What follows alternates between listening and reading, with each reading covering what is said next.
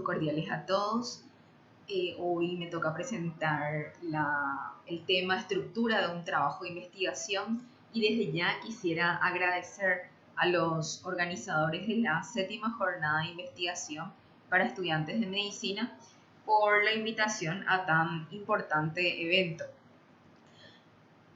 Soy Fátima Rodríguez, bioquímica clínica, egresada de la Universidad Nacional de Asunción, máster en Ciencias Biomédicas, estudiante de doctorado en la Universidad de la República de Uruguay, actualmente investigador activo nivel 1 por el CONACYT, docente investigador en el Instituto de Investigación en Ciencias de la Salud y auxiliar de la enseñanza en la Facultad de Ciencias Médicas.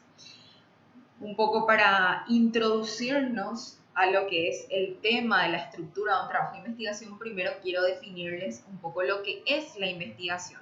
Y es un conjunto de procesos sistemáticos, críticos, empíricos, aplicados al estudio de un fenómeno que puede ser cualitativo como cuantitativo. Este proceso de investigación tiene una secuencia básica que generalmente empieza con una idea que se transforma en una pregunta de investigación que nos lleva a una revisión exhaustiva de literatura científica para poder elaborar un protocolo de investigación que sería la estructura, el esquema de lo que va a ser nuestro proyecto de investigación. Entonces, el protocolo de investigación tiene la estructura y el diseño y donde están definidos la población, el tipo de muestras que vamos a estudiar y las variables que se van a medir.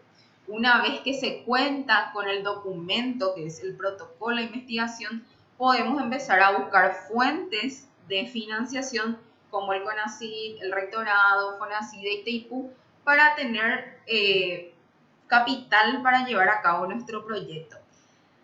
Una vez que pasamos esta etapa, se seleccionan las muestras que se van a estudiar, se miden las variables que nos lleva a una colecta de datos y a un análisis estadístico. Una vez que tenemos el análisis estadístico hecho, procedemos a la elaboración de los informes y posteriormente a la difusión de los resultados de nuestra investigación. Generalmente, el hecho de llevar a cabo este proceso nos vuelve a generar nuevas dudas, nuevas preguntas, por lo que se convierte en un ciclo. Entonces, lo que vamos a tratar hoy es, a partir de aquí, una vez que tenemos hecho el análisis estadístico de nuestros datos convertidos a resultados, cómo elaboramos los informes de investigación para poder difundirlos. Estos dos pasos es lo que vamos a tratar en esta clase. Entonces, ¿cómo presento los resultados? Presento resultados finales, parciales, presento de forma completa o resumida. Entonces, hay varias formas de presentar los resultados. Podemos presentar resultados finales o definitivos en forma de publicaciones escritas. Lo más común es un artículo científico, pero vamos a ver otros tipos de publicaciones escritas definitivas también. Y presentaciones parciales de nuestro trabajo de investigación puede darse en formato de póster o cartel, y presentaciones orales, estas dos formas en eventos. Este tipo de presentación parcial también se le puede denominar preliminar, ¿verdad? Cuando preliminar, y generalmente se da en forma resumida. Entonces, vamos a ver primero las publicaciones escritas, que son las definitivas. Dentro de estas publicaciones escritas tenemos, según su formato, el artículo científico completo, que es a lo que estamos más acostumbrados. También podemos tener short report o notas, que es como un artículo científico, pero más resumido, y en el cual la estructura básica de introducción, metodología, resultados y discusión no está muy bien definida, ¿verdad? Es como un todo, se describe como un todo. También tenemos comunicaciones, cartas a la editorial, artículos de revisión. Artículo de revisión es algo bastante extenso, donde se hace una revisión exhaustiva de una gran cantidad de artículos científicos sobre un tema específico. También podemos tener capítulos de libros y monografías como tesis y tesinas. Entonces tenemos también la clasificación de tipos de publicaciones escritas según su contenido. Las primarias son aquellas con carácter de primera divulgación, ¿verdad? Son aquellas donde describimos completamente las observaciones realizadas, los experimentos realizados, para que otra persona pueda repetir, para que otro investigador pueda repetir completamente, ¿verdad? Y en el caso de la publicación primaria es la publicación que se genera directamente a partir de un proceso de investigación.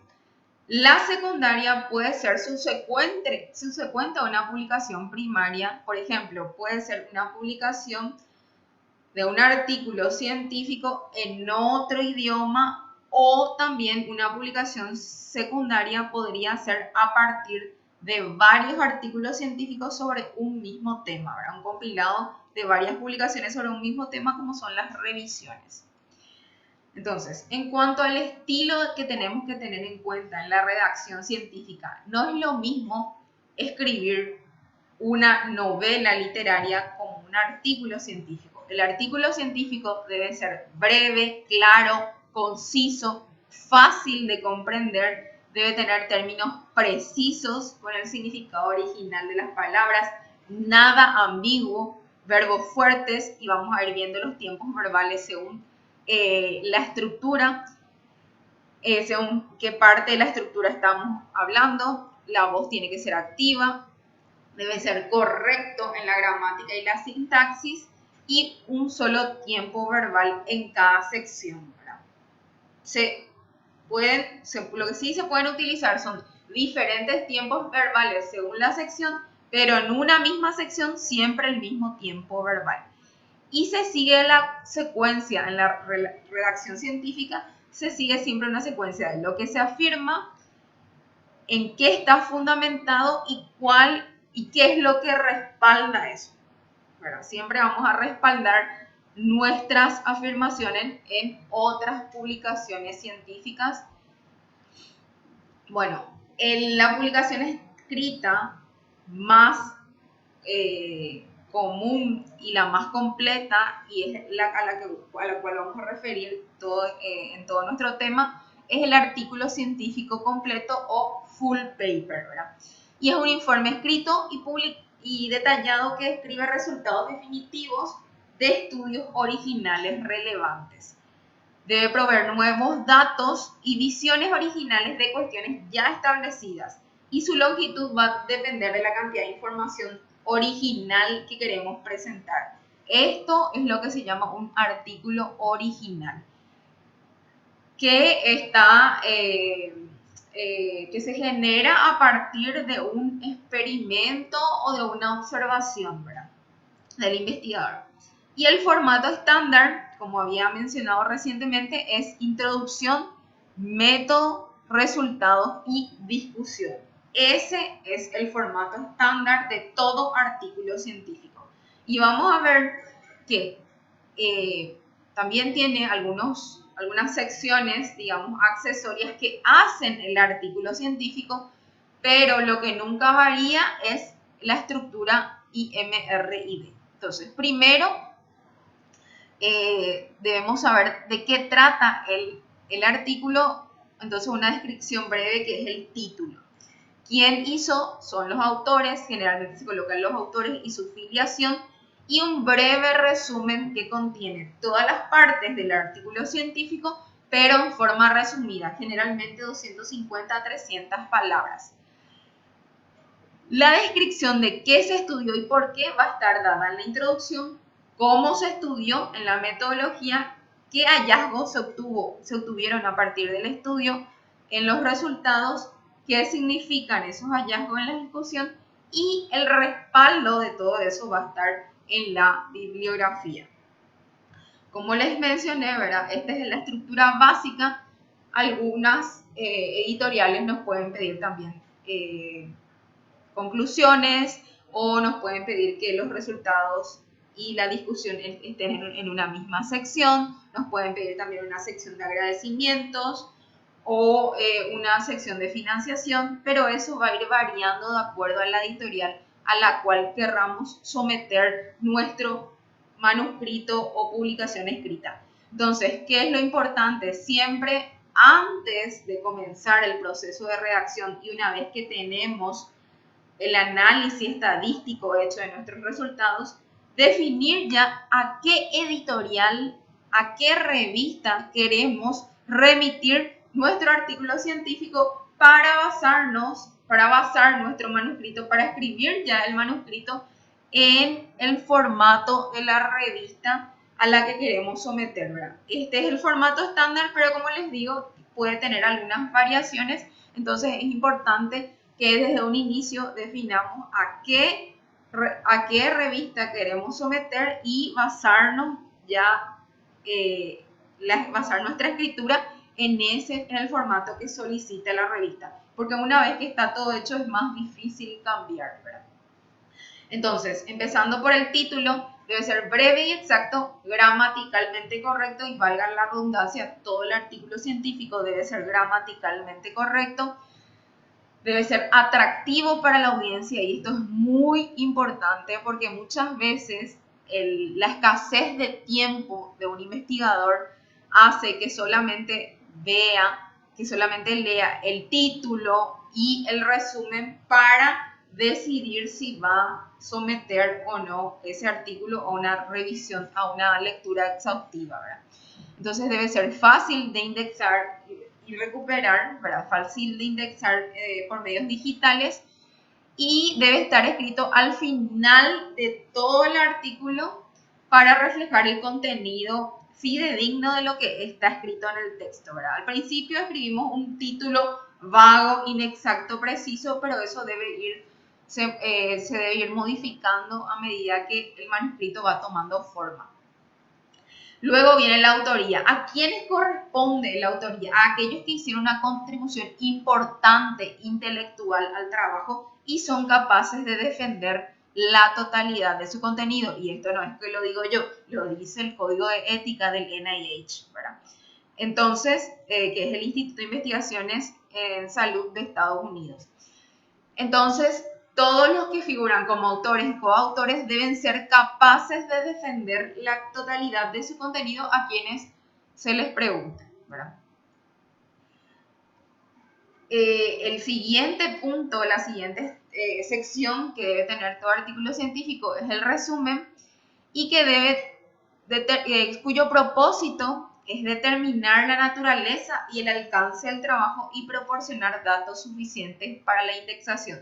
Y como les dije recientemente, así como el título, el resumen debe dar suficiente información para decidir si ese artículo merece o no que yo invierta mi tiempo en una lectura completa, ¿verdad? Y generalmente el resumen es lo que se publica en varios medios secundarios, ¿verdad? No todo el artículo completo. El resumen podemos publicar también en una revista, un congreso, en alguna... ahora actualmente las editoriales piden también un resumen breve, pero así súper breve, tipo un título breve más o menos, también para colocar en Twitter, ¿verdad? En otros medios digitales, en redes sociales, ¿verdad? El contenido del resumen es el mismo que el artículo científico, pero justamente en forma breve. Como les había dicho recientemente, 250 a 300 palabras. Debe ser conciso y explicativo y siguiendo el orden de todas las partes de la publicación, y además contiene entre 3 a 5 palabras claves generalmente, que son las palabras claves las que van a facilitar la indexación del artículo. Y tenemos dos tipos de resumen, ¿verdad? Puede ser estructurado, donde está indicado de forma detallada cada una de las partes del resumen ¿verdad? La introducción, materiales y métodos, resultados y conclusión o discusión, ¿verdad? Y no estructurado cuando está escrito en forma de un párrafo completo, pero si leemos podemos identificar todas las partes en forma de oraciones, ¿verdad? Bueno, ahora pasamos a la introducción, que aquí sí es el formato básico. Aquí empezamos con la parte del formato básico de todo artículo científico. Y la introducción es lo que en la introducción vamos a escribir lo que es conocido del tema, se detalla lo conocido del tema en cantidad suficiente y orientado hacia la pregunta de investigación. Muchas veces la pregunta de investigación o el objetivo principal del trabajo de investigación está escrito en el último párrafo de la introducción. Y el propósito principal de la introducción es el establecer el problema de investigación y su justificación y vincular el trabajo de investigación que estamos haciendo, que estamos escribiendo ya, al conocimiento existente. Y su contenido, en qué consiste el problema, qué características tiene, cómo impacta la sociedad y cuál es su magnitud. Generalmente la secuencia del formato de la introducción es lo conocido, lo desconocido, el planteamiento de la pregunta, su relevancia, alcances y limitaciones. Y básicamente en la introducción está también la justificación de por qué queremos hacer este proyecto, por qué lo hicimos ya, ¿verdad? Porque estamos hablando ya una vez que escribir el proyecto, una vez que ya tenemos todos los resultados, ¿verdad? La justificación del por qué lo hicimos y cuál es su relevancia, ¿verdad? ¿Cuáles serían sus alcances, ¿verdad? Y la introducción podría estar escrita en presente o pasado. Una vez que definimos el tiempo verbal, toda la sección, toda la introducción debe estar escrita en ese tiempo verbal. Luego pasamos a la metodología. La metodología es bastante amplia, ¿verdad? Porque aquí tenemos que contar todo lo que se hizo con todos los detalles, ¿verdad? Para que otro científico pueda repetir el experimento de la misma forma, ¿verdad? Entonces, ¿qué se hizo? ¿Cómo se hizo? ¿Cuáles fueron los materiales que utilizamos? Y la metodología, ¿cómo llevamos a cabo, ¿verdad? Sin confundir y sin incluir resultados. Y ahí hay una delgada línea porque entre metodología y resultados a veces queremos confundir un poco y tendemos a meter un poco de resultados en nuestra metodología, ¿verdad? Entonces eso se debe de cuidar. Lo mismo entre resultados y discusiones, ¿verdad? Entonces debe estar escrito en tiempo pasado, debe contener referencias bibliográficas muchas veces para evitar repetir procedimientos que ya fueron descritos en la bibliografía y alargar más nuestro artículo, ¿verdad?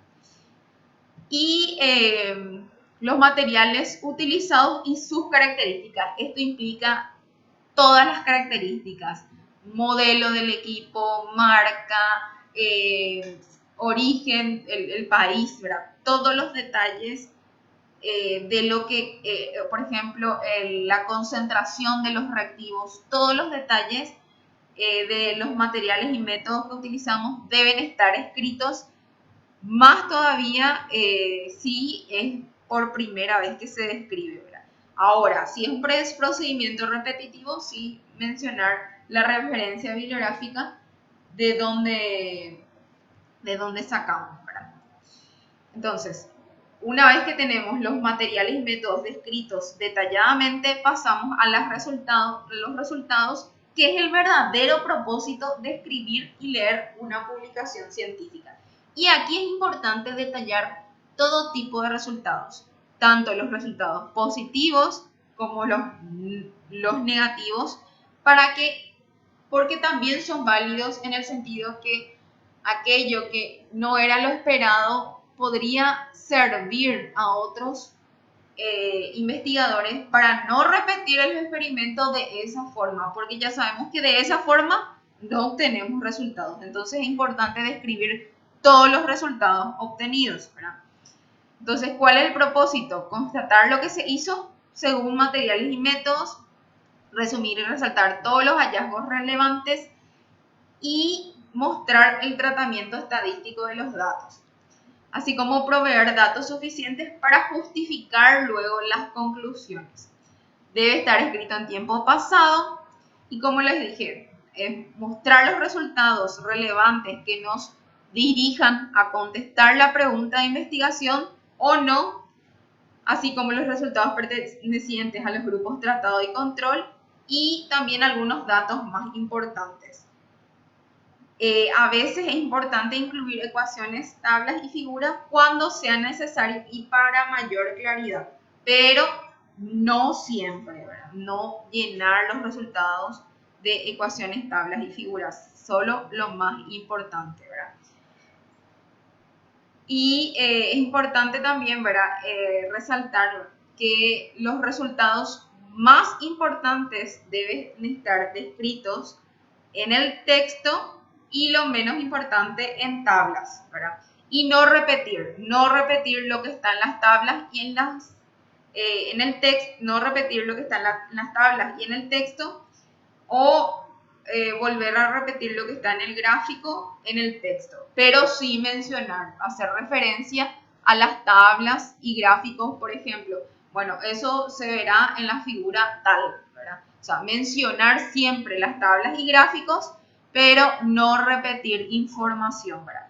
Hay algunos tipos de información, por ejemplo, si el total de la población fue, no sé, femenina, la población estudiada, entonces eso se puede poner en una simple oración, no es necesario poner una tabla o para describir justamente el sexo, ¿verdad? No es necesario hacer una tabla de sexo masculino y femenino porque se dice, ¿verdad? El 58% de la población estudiada fue femenina, ni siquiera hace falta poner el 42% restante fue masculino porque se entiende, ¿verdad? Pero se podría poner igual, ¿verdad? Solo que es un poco redundante, pero eso únicamente en una oración, no hace falta hacer una tabla o una torta, ¿verdad? Para presentar ese tipo de resultados, ¿verdad? Entonces los datos son obtenidos de observaciones o experimentos y pueden, como dijimos, presentarse en tablas o gráficos crudos, resumidos o transformados. Y aquí es muy importante aclarar que no es lo mismo dato que resultado. Los datos son hechos, mientras que los resultados constituyen una elaboración de los datos acompañados de una interpretación de los mismos. O sea, es ya los resultados son ya el producto del análisis de los datos. Eso es importante aclarar, ¿verdad? ¿Y cómo podemos organizar los resultados? Aquí ya en esta sección nos extendemos un poco más porque aquí empieza la parte más importante ya de nuestro artículo, ¿verdad? Resultados y discusión, ¿verdad? Entonces los resultados podemos empezar siempre con los hallazgos más importantes para captar la atención del lector. Luego citar los resultados y a continuación los datos en que se apoyan, no repetir información, no exponer datos en tablas sin hacer comentarios en el texto, que es lo que les había mencionado recientemente.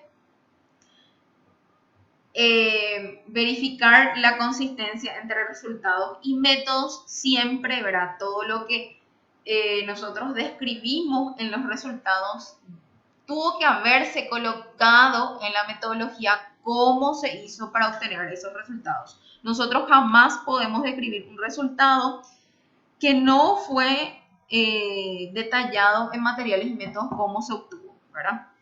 Y siempre escribir la secuencia de los resultados obtenidos de forma encadenada y ordenada en caso que haya sido un experimento encadenado, ¿verdad? Luego pasamos a la discusión. La discusión es lo que contesta, va a contestar a la pregunta de investigación manifestada en la introducción y nos va a explicar cómo los resultados apoyan esta respuesta y encaja con el conocimiento existente, que es lo que habíamos visto al inicio, que es lo que nos va a respaldar. El conocimiento ya existente es lo que va a respaldar nuestros resultados, ¿verdad? Y eso lo vemos en la discusión. La discusión se escribe en presente, siempre en tiempo presente, y es donde se constatan las respuestas a cada pregunta de investigación. O sea, en la discusión vamos a ir respondiendo cada una de las preguntas de nuestra investigación apoyándonos en resultados propios y respaldándonos en otras investigaciones ya publicadas. Y aquí también se va a establecer la novedad e importancia de nuestra respuesta a la pregunta inicial de la investigación, y se tienen que explicar además las limitaciones y las debilidades del estudio, porque eso es propio de una persona crítica, de un investigador crítico y coherente, que debe también ser capaz de detectar las debilidades y limitaciones que tuvo el estudio, ¿verdad? Así como la validez de las presunciones, principalmente en el caso de experimentos, y la discrepancia de nuestros resultados con los resultados publicados y por qué se pudo haber dado eso, ¿verdad? El formato de la discusión siempre tiene que tener un inicio, que dijimos que tiene que ser algo atractivo, un medio donde se va de lo más importante a lo menos importante, utilizando conectores gramaticales, y un final donde se debe dar un mensaje final del estudio, ¿verdad? Y en el caso de aquellas editoriales que en su estructura no tengan conclusión, el mensaje final de nuestra discusión es en un párrafo, y aquí se genera la conclusión en el último párrafo de la discusión, en caso que la estructura no tenga una conclusión, por así decirlo, ¿verdad? O sea, propiamente dicha, perdón. En la discusión es importante considerar la importancia del estudio, las aplicaciones que puede tener nuestro estudio basadas en los resultados obtenidos, la justificación de realizar nuevos estudios a partir del nuestro. Como les dije, tiene que estar en tiempo presente y siempre debe responder al objetivo inicialmente trazado, o si no, en vano escribimos el artículo científico. O sea, nuestro artículo al final debe responder nuestra pregunta de investigación inicial, ya sea de forma positiva o negativa, pero se debe responder esa pregunta, que es nuestro objetivo principal, ¿verdad? Y correlacionar nuestros resultados con la idea original. Cómo se resolvió el problema y en qué contribuyó exactamente el estudio es lo que debemos ser capaces de responder al final de nuestro artículo en la discusión. Y en el caso que el formato de la revista tenga conclusiones, dijimos que es la recapitulación puntualizada de los hallazgos, breve en su redacción, una respuesta para cada objetivo planteado, y en las tesis y tesinas generalmente es una sección aparte, y en los artículos originales generalmente es el último párrafo al final de la discusión. Por último, ¿en qué nos respaldamos? ¿Cómo respaldamos todos nuestros resultados y discusión del artículo científico? Siempre en las referencias bibliográficas, que pueden ser citas numéricas siguiendo el orden de aparición en el texto, generalmente en formato Vancouver, que es lo más utilizado en el área de ciencias de la salud, o también se pueden utilizar citas nominales, ¿verdad? Que es citando el autor del texto referido, sin importar el orden de aparición, seguido del año de publicación, y esto es el formato APA, que se utiliza generalmente en ciencias sociales. Es importante tener en cuenta que nunca debemos citar obras que no están en la bibliografía, ni incluir en la bibliografía obras no citadas en el texto, porque esto lo único que va a hacer es remitir a la duda si realmente el investigador leyó esos artículos o colocó lo primero que encontró en sus referencias bibliográficas, y ahí empieza toda la duda y discrepancia sobre la veracidad de todo lo que escribimos. Una vez que tenemos toda la estructura de lo que va a ser el artículo científico, es importante saber cómo vamos a empezar a escribir, ¿verdad? Y es importante empezar siempre por lo más fácil. Una vez que tenemos ya el análisis estadístico de los datos y las tablas y figuras listas, lo más fácil es empezar por los materiales y métodos, que es lo que nosotros hicimos, ¿verdad? Entonces nos va a ser fácil describir los materiales y métodos. Luego, a partir de los materiales y métodos, podemos escribir los resultados y sigue la discusión e introducción. ¿Por qué la discusión e introducción? Porque para ambas secciones es importante que estemos leyendo constantemente artículos científicos, entonces podemos utilizar esos artículos tanto para nuestra discusión e introducción.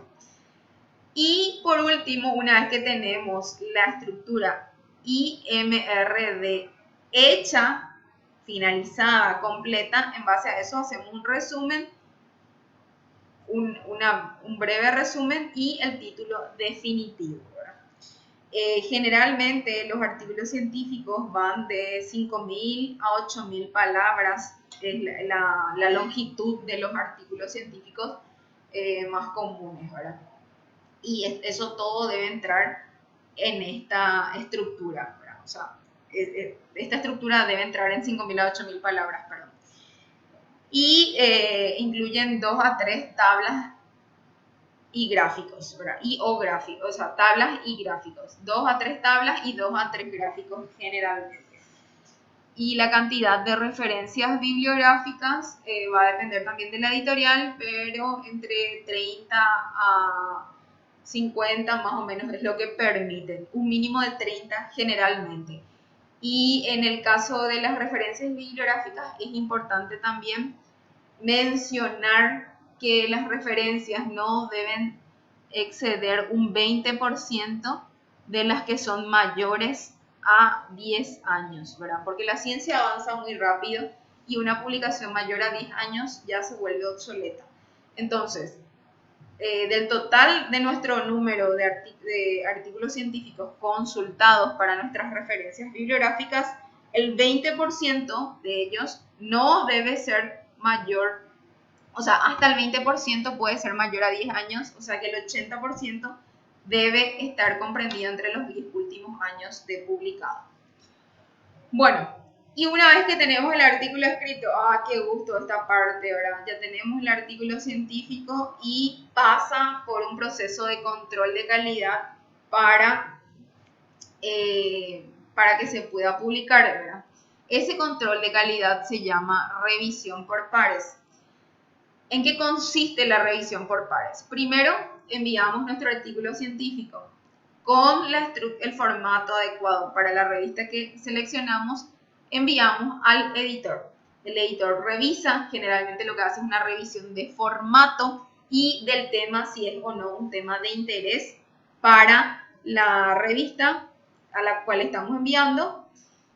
Y después, una vez que pasa esa primera revisión, que generalmente no pasa tan fácil, generalmente hay una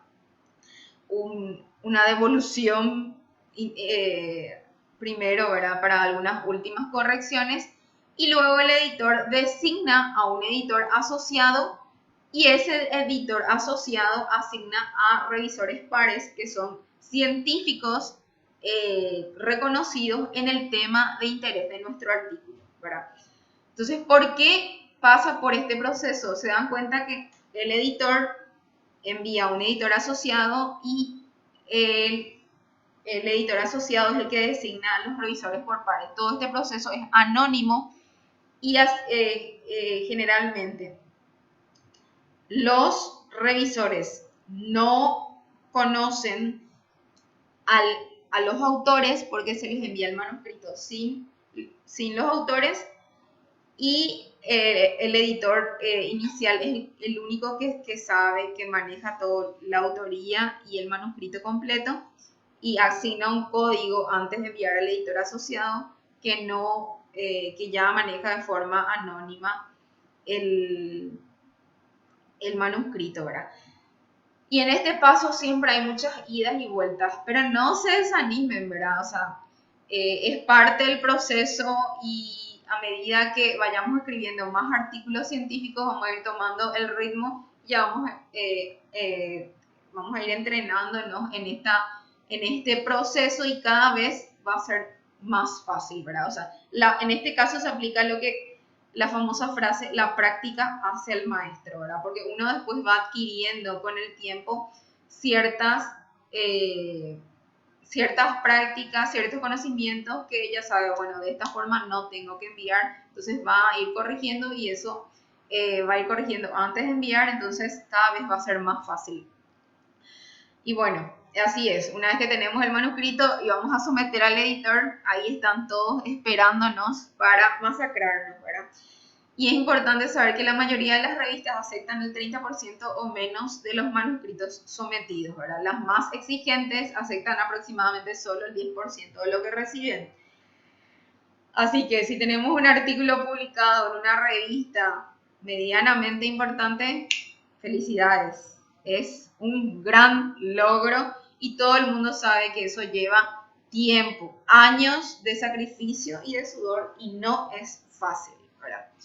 Entonces, pasando ya por las publicaciones escritas, aquí finalizamos lo que es las publicaciones escritas y vamos a ver un poco la parte de póster y presentaciones orales, que son las publicaciones más preliminares, ¿verdad? Una vez que tenemos los resultados, podemos hacer pequeños resúmenes para ir presentando ya a eventos nuestros resultados de forma más rápida antes de pasar por todo ese proceso del artículo científico que lleva por lo menos un año, ¿verdad?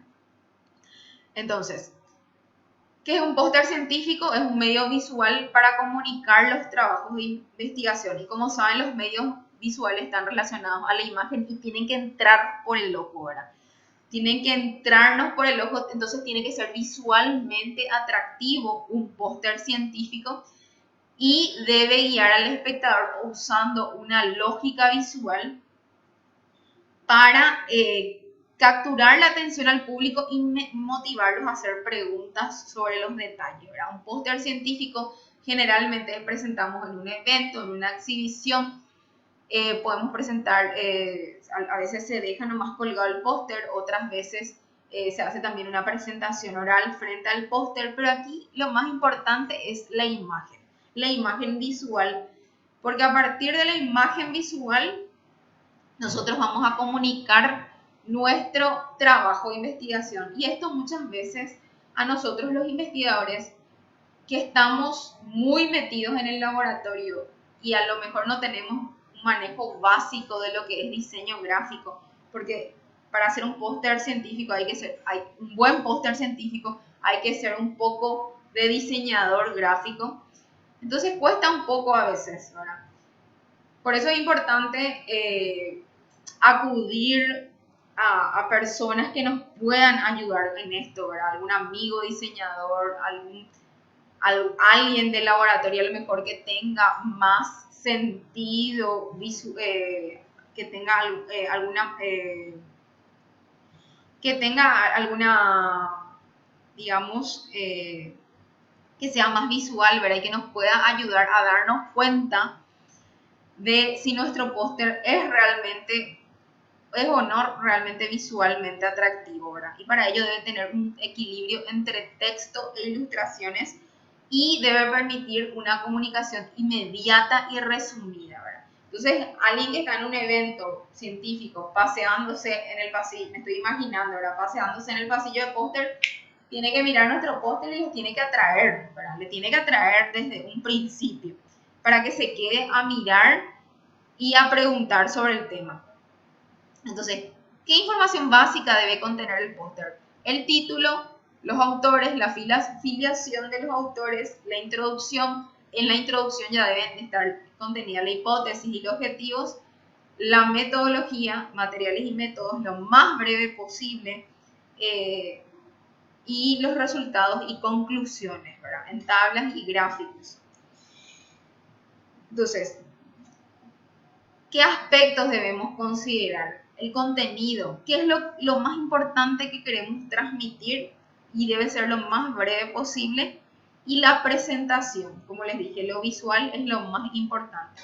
Y siempre con el póster seguir una secuencia lógica que progrese de izquierda a derecha y de arriba a abajo como nuestro sistema de escritura. No porque sea una comunicación visual, vamos a hacer algo muy abstracto y que no tenga sentido, ¿verdad? No nos vamos a lanzar así tipo Picasso, ¿verdad? Una obra que no entendés, o sea, un cartel que no entendés qué es lo que quiere decir, ¿verdad? El póster es una comunicación científica, debe tener la seriedad de una comunicación científica, pero con imágenes, tablas y gráficos que nos permitan hacerlo más breve, conciso y llamativo, ¿verdad? Entonces el ejemplo, formato básico, el tamaño 120 centímetros de largo por 90 centímetros de ancho, eso es lo que generalmente se estila. La impresión debe ser de alta resolución, a veces en papel fotográfico. Antes se acostumbraba a imprimir los pósters en lona, pero actualmente por el peso y porque hay mejores impresiones en papel fotográfico, se está descartando eso. Además, el póster generalmente uno tiene que ir trasladando, a veces se va a un congreso que es al extranjero y trasladar eso cuesta muchas veces, ¿verdad? La fuente mínima de 24 puntos, máxima de 50. No utilizar todas las letras mayúsculas para el título o el cuerpo del póster. Y las fuentes deben ser lo más sencillas posibles y no mezclar muchos tipos de fuentes. Las más sencillas son Tiny Roman o Arial, ¿verdad? Entonces, ¿un póster es una comunicación visual? Sí. ¿Debe ser llamativa? Sí. Pero debe tener el rigor y la seriedad de una comunicación científica. O sea, no hacer de nuestro póster algo abstracto o tipo caricatura, ¿verdad? Y aquí tenemos una tabla de cómo se visualizan las letras con los colores de fondo. El color de las letras y colores de fondo, ¿verdad? Y lo ideal siempre son estas que están arriba, ¿verdad? Entonces, las mejores formas de visualizar son estos tipos de contraste, ¿verdad?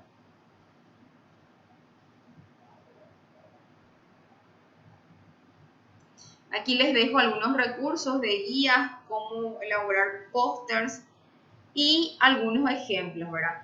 Pueden fijarse que este ejemplo, el póster está bien estructurado. Aquí tiene el logo de deja un espacio para el logo de la institución donde se realizó el estudio, el título, los autores, la introducción, generalmente un párrafo, los objetivos, a veces los objetivos ya están en el último párrafo de la introducción, materiales y métodos, los resultados, pueden fijarse que son gráficos, ¿verdad? Pueden haber tablas también, la conclusión corta. Generalmente en un póster no hay discusión, ¿verdad? Directo pasamos a la conclusión.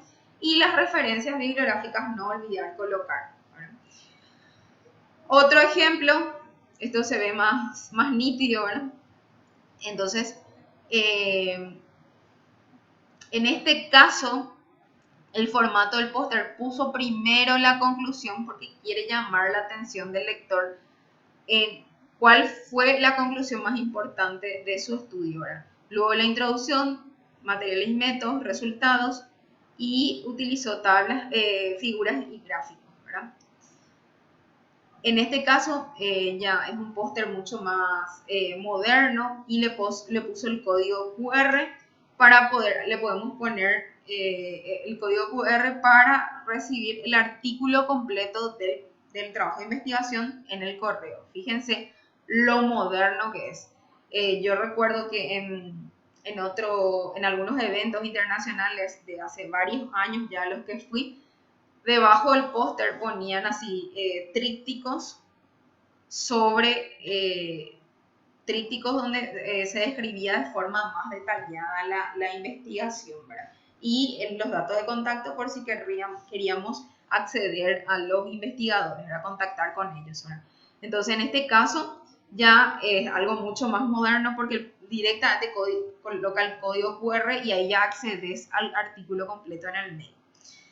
Bueno, luego para presentación oral, actualmente también se estila que en vez de pósters se hagan e-póster o presentaciones en PowerPoint. También se pueden hacer presentaciones en PowerPoint para los seminarios en los congresos, y la presentación en PowerPoint también es una comunicación visual y debe ser atractiva, ¿verdad?